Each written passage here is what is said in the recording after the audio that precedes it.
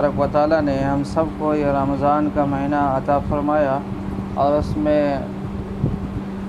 2 عشرے تقریباً مکمل ہونے والے ہیں، تیسرا عشرہ شروع ہونے والا ہے جو دونوں عشروں کا سردار ہے۔ تیسرے عشرہ لیلۃ القدر کے نام سے جانا جاتا ہے۔ اللہ تبارک و تعالیٰ نے پہلا تو یہ شک اپنا دور کرے کہ شب برات اور شب قدر میں زمین آسمان کا فرق ہے۔ شب برات کے بارے میں 2 سے 3 احادیث ہیں اور شب قدر کے بارے میں بے شمار احادیث اور قرآن کی صورت اور قرآن کی آیتیں بھی ہیں۔ تو شب قدر کا ثبوت قرآن سے اور احادیث دونوں سے ہے، اس لیے شب قدر میں جاگنا، اللہ کی عبادت کرنا ضروری بن جاتا ہے۔ اللہ تبارک و تعالیٰ نے اس امت سے محبت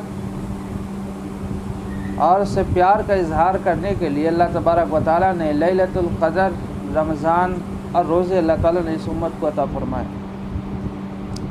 نبی کریم صلی اللہ علیہ وسلم نے صحابہ سے عرض کیا کہ حضرت ایوب، زکریا، حزقیل اور یوشع علیہ السلام نے اللہ کی نافرمانی 80 سال تک پلک جھپکنے کے برابر بھی نہیں کی، اور بنی اسرائیل کی عمریں بڑی لمبی ہوا کرتی تھیں۔ بعض تو ایسے بھی تھے جنہوں نے ہزار سال تک کی عمر پائی اور کبھی اللہ کی نافرمانی نہیں کی۔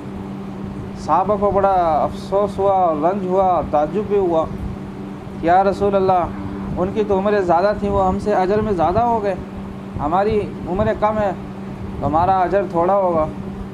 تو اللہ تبارک و تعالیٰ نے حضرت جبرائیل علیہ السلام کو فرمایا کہ جاؤ اس امت کو تحفہ دے دو، اِنَّا أَنزَلْنَاهُ فِي لَيْلَةِ الْقَدْرِ وَمَا أَدْرَاكَ مَا لَيْلَةُ الْقَدْرِ۔ یہ مجلس ابھی ختم بھی نہیں ہوئی، قرآن کی صورت نازل ہونی شروع ہو گئی کہ ہم نے اس رات میں اِنَّا أَنزَلْنَاهُ فِي لَيْلَةِ الْقَدْرِ، لیلۃ القدر میں ہم نے قرآن کو اتارا۔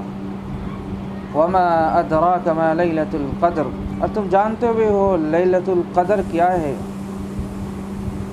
وہ کیا لیلۃ القدر؟ فرمایا تنزل الملائکۃ والروح، ایک تو اس کی ایک رات 1000 مہینوں سے افضل، یعنی 83 سال 4 مہینے بنتے ہیں، یعنی پوری زندگی کے گناہ اس کے معاف کر دیے جاتے ہیں اور اس کے گناہوں کو نیکیوں میں تبدیل کر دیا جاتا ہے۔ ایوریج اس امت کا 80 سال بھی نہیں ہے ہر بندے کا یہاں دنیا میں رہنے کا، لیکن اللہ تبارک و تعالیٰ نے 83 سال 4 مہینے عطا فرمائے کہ جو شخص اس رات میں اللہ کی عبادت زیادہ کر لے، اس کا مطلب یہ کہ رمضان کی جن راتوں میں ہم عبادت کرتے آ رہے ہیں اس کے مقابلہ میں لیلۃ القدر میں عبادت زیادہ ہو جائے، یا پورا عشرہ آخر کا رمضان کا جاگ لیا جائے، بازاروں میں جانے سے بہتر ہے کہ ہم لیلۃ القدر میں اللہ کی عبادت خوب کریں۔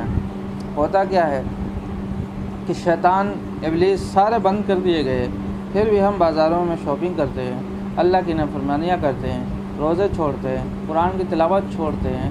آخر ایسا کیوں ہوتا ہے؟ جب شیطان قید کر دیا گیا تو اس کو پتہ یہ چلا کہ وَمَا أُبَرِّئُ نَفْسِي إِنَّ النَّفْسَ لَأَمَّارَةٌ بِالسُّوءِ إِلَّا مَا رَحِمَ رَبِّي، اندر کا جو نفس ہے وہ ٹھیک نہیں ہوا تھا۔ قَدْ أَفْلَحَ مَنْ زَكَّاهَا وَقَدْ خَابَ مَنْ دَسَّاهَا، یہ جو دل تھا وہ صاف نہیں ہوا تھا، اس لیے اللہ تبارک و تعالیٰ فرماتا ہے کہ دل کے صاف نہ ہونے کی وجہ سے وہ اس ماہ مبارک کے اندر بھی گناہ کرتا ہے، لیکن وہ غلطیوں سے بنا ہوا ہے، اللہ تعالیٰ اس کے بھی گناہوں کو معاف کر دیتا ہے جب وہ سچے دل سے توبہ کرتا ہے۔ امی عائشہ رضی اللہ تعالیٰ عنہ فرماتی ہیں کہ نبی کریم صلی اللہ علیہ وسلم باہر آئے، بڑی خوشی میں آئے، یہ خوشخبری دینے کے لیے آئے کہ لیلۃ القدر اللہ تعالیٰ نے اس امت کو عطا فرمائی، باہر بتانے کے لیے آئے تھے۔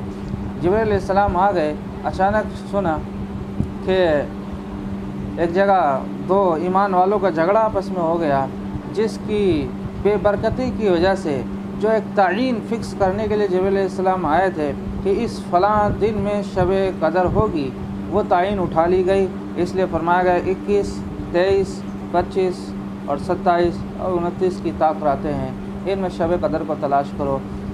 اگر وہ لڑائی نہ ہوتی تو ہمیں رات فکس کر کے دے دی جاتی۔ تو آپ یوں سمجھیں کہ شب قدر جو جبرائیل علیہ السلام تعین کرنے کے لیے آ گئے، رمضان کا مہینہ ہے، نبی اکرم صلی اللہ علیہ وسلم موجود ہیں اور دو جھگڑوں کی وجہ سے آپس میں دو جھگڑوں کی وجہ سے وہ تعین ختم کر دی گئی۔ اب سمجھو ہمارے گھر میں جھگڑے ہوتے ہیں، ہمارے رشتہ داروں سے جھگڑے ہوتے ہیں، ہمارے دوستوں سے جھگڑے ہوتے ہیں، پڑوسیوں سے جھگڑے ہوتے ہیں، اس کی بے برکتی کا کیا عالم ہوگا اور کیا کیا چیزیں اٹھا لی جاتی ہوں گی، ہمیں اس کا اندازہ نہیں ہے۔ اسی شب قدر میں اللہ تبارک و تعالی ہمارے رزق کے فیصلے کرتے ہیں، ہماری موت اور زندگی کے فیصلے کرتے ہیں، ہماری بیماری اور صحت کے فیصلے کرتے ہیں۔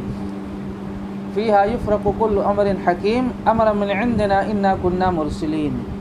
مختصراً یہ کہ ہم لیلۃ القدر میں اللہ کی خوب عبادت کریں، خوب تلاوت کریں، تہجد پڑھیں، صلاۃ التسبیح پڑھیں، اللہ سے خوب توبہ کریں، اللہ سے خوب استغفار کریں۔ فقط والسلام، السلام علیکم ورحمۃ اللہ وبرکاتہ۔